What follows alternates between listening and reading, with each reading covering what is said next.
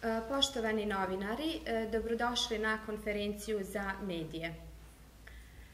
Odbornici stranke Demokratske akcije Sandžaka nisu učestvovali na današnjem zasedanju Skupštine jer nismo želeli da dajemo legitimitet i legalitet nezakonitom pokušaju aktuelne vlasti da sebi obezbedi dalje upravljanje gradom.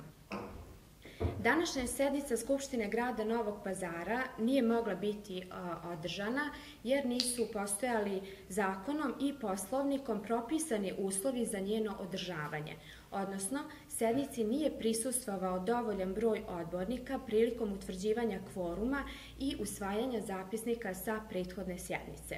Znači, prilikom utvrđivanja kvoruma sednici je prisustvovalo 23 odbornika od potrebna 24 koliko je potrebno za sam početak sednice. Kako je to propisano? Propisano u članovima 88 i 89 Zakona Poslovnika o radu Skupštine. Odbornik kome je na današnjoj sednici nezakonito verifikovan odbornički mandat nije mogao da učestvuje u davanju kvoruma jer mu mandat u tom trenutku još nije verifikovan, odnosno nije imao status odbornika Skupštine grada. Ovim činom aktuelna vlast još jednom je pokazala da po svaku cenu želi da sačuva pozicije u vlasti i da se ni na koji način ne obazire na kršenje zakona i štetu koju na taj način nanosi građanima Novog Pazara. Ono na što ukazujemo javnosti jeste i da je sednica izborne komisije na kojoj je donijeta odluka o dodjeljivanju mandata odborniku sa liste Sandžačke narodne partije sporna iz prostog razloga jer je jedan broj članova i njihovih zamjenika izborne komisije iz reda SDA uopšte nisu obavešteni o održavanju sednice izborne komisije. Također, uverenje koje je izborna komisija izdala nije pravno valjano iz razloga što je na istom falsifikovan datum izdavanja. Naime, stoji da je uverenje izdato dana 14.3.2013. godine, a zatim je isti datum prepravljen na 15.3.2013. godine.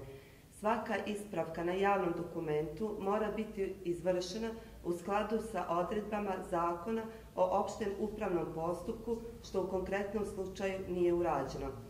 Umjesto akcenta da stave kako da reše nagomilane probleme, da se isplate zaostale plate radnicima, da se vrate dugovi poveriocima, vladajuća struktura u Novom Pazaru razmišlja jedino o svom opstanku na vlasti, ne mareći gotovo ni za jedan problem, niti imaju viziju kako i na koji način izaći iz trenutne situacije koja je evidentno teška upravo njihovom krivicom. Na sve nezakonitosti koje smo utvrdili, mi odbornici SDA Sandžaka pokrenut ćemo postupke kod Upravnog suda i Upravne inspekcije upravo sa ciljem da stanemo na kraj kršenju zakona i uvedemo zakoniti red u funkcionisanju lokalne vlasti u Novom Pazaru. Kao izlaz iz ove situacije vidimo formiranje široke koalicije i ovim putem ponovo pozivamo sve političke stranke koje imaju odbornike u Skupštini grada da formiranjem široke koalicije zajednički i u punom kapacitetu podelimo odgovornost i rešavamo problem po problem onako kako će građani biti zadovoljni. Hvala.